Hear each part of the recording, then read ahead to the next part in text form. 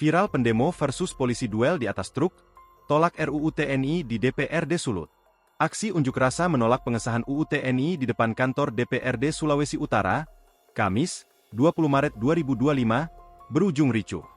Yang paling menyita perhatian publik adalah momen seorang mahasiswa yang terlibat duel 1 lawan 1 dengan polisi di atas mobil patroli.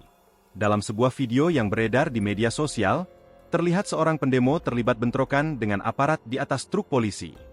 Awalnya tampak seorang pendemo menaiki truk polisi saat bentrokan pecah di depan kantor DPRD Sulut. Tampak juga sejumlah aparat ikut naik ke truk tersebut.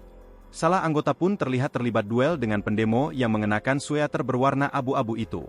Pendemo yang juga mengenakan kain slayer berwarna merah itu, tampak tidak sudi ketika dipaksa untuk turun dari truk oleh petugas. Pendemo dan polisi itu terlibat saling dorong. Bahkan, seorang polisi itu nyaris jatuh saat terlibat duel dengan demonstran tersebut.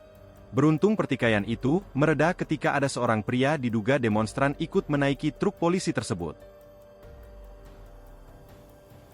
Download Tribun X sekarang, menghadirkan lokal menjadi Indonesia.